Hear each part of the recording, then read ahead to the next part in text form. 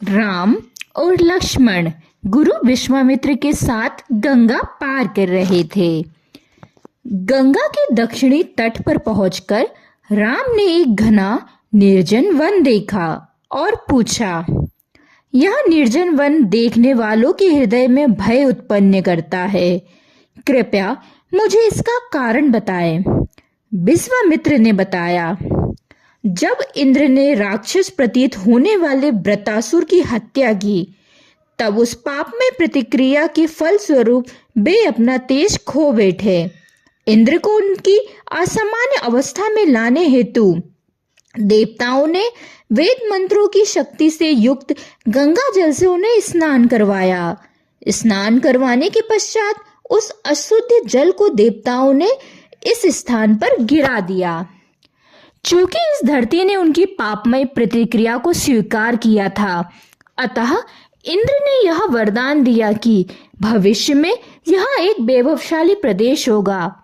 इस प्रकार यहाँ मलद और करुष नामक दो राज्यों की स्थापना हुई। तत्पश्चात ताटक नाम की एक दुष्ट राक्षसनी यहाँ आई और प्रजा को सताने लगी। यह राक्षसनी सुंद की पत्नी है और मारीच इसी का पुत्र है, जिसका वध करने के लिए मैं तुम्हें यहाँ लेकर आया हूँ। यहाँ के निवासियों को ताटक ने इतना उत्पीड़ित किया कि सने सने यह स्थान निर्जन हो गया। मेरे प्रिय राम, तुम अब इस राक्षसनी का वध करके इस देश को उत्पीड़न से मुक्ति दिलवाओ। जब तक यह राक्षसनी जीवित रहेगी, कोई भी इस वन में जाने का साहस नहीं कर सकता। भगवान राम ने पूछा, हे ऋषि, यदि उचित हो तो कृपया हमें समझाइए कि यह राक्षसनी इतनी शक्तिशाली कैसे बनी। विश्वामित्र ने बताया, एक बार सुकेतु नामक एक शक्तिशाली यक्ष ने अपनी कठोर तपस्या के फलस्वरूप ब्रह्मा को प्रसन्न किया। निसंतान होने के कारण सुकेतु ने पुत्र प्राप्ति की इच्छा प्रकट की, किंतु इसके स्थान पर ब्रह्मा ने उसे एक शक्तिशाली पुत्री का वरदान दिया। इस सुंदर कन्या का नाम ताटक पड़ा और युवा होने पर जम्ब के पुत्र सुंद के साथ इसका विवाह हुआ। तत्पश्चात अगस्त ऋषि ने सुंद को मृत्यु का श्राप दे दिया।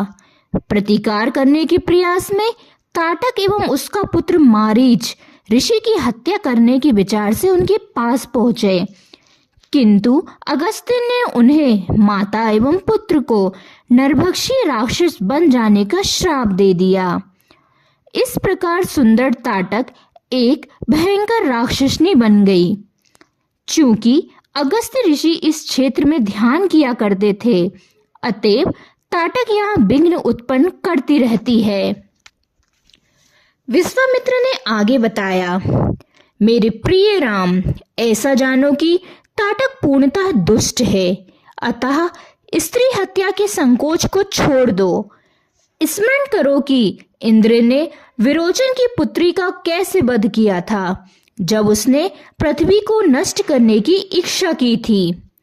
उसी प्रकार भगवान विष्णु ने भृगुमुनि की पत्नी का वध कर दिया, जब उसने इंद्र की हत्या करनी चाही। अतः अपनी व्यग्रता को त्याग कर मेरी आज्ञा का पालन करने हेतु स्वयं को तैयार करो। यह आज्ञा पाकर श्री राम ने अपना धनुष ताना। उसकी भयंकर ध्वनि से चारों दिशाएं प्रतिध्वनित हो उठी, जिसे सुनकर सभी जीव भयभीत हो गए। जब भगवान राम की धनुष की ध्वनि ताटक ने सुनी, तब उसे अत्यंत आश्चर्य हुआ। साथ ही साथ वह अत्यंत क्रोधित हो गई। वह उन्मत्त होकर उस भयंकर ध्वनि के उद्गम स्थल की ओर तीव्र गति से बढ़ने लगी। जब श्री राम ने उसे आते देखा, तब उन्होंने कहा, हे लक्ष्मण, जरा इस भीभत्स और महाकाय राक्षसनी को देखो। यह इतनी भयंकर है कि पवित्र हृदय वाले इसे देखते ही अचेत हो जाएं। तथापि चूंकि यह स्त्री है, मैं इसका वध नहीं करूंगा। मैं इसके हाथ पैर नाक और कान काट कर छोड़ दूंगा, जिससे यह हानिकारक हो जाएगी। इस प्रकार से अंग-भंग हो जाने पर यह और अपराध करने की योग्य नहीं रह पाएगी।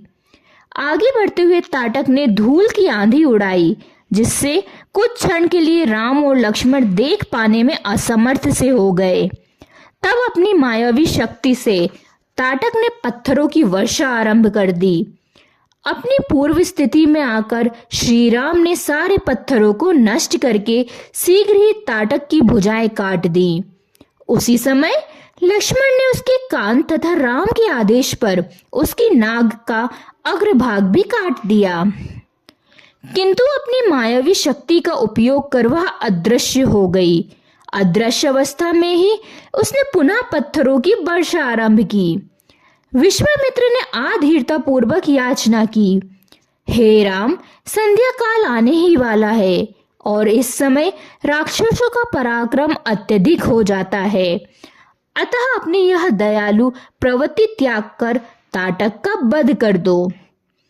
जैसे ही श्री राम ने बाणों की बौछार आरंभ की, ताटक प्रकट हुई और उनकी ओर बढ़ने लगी।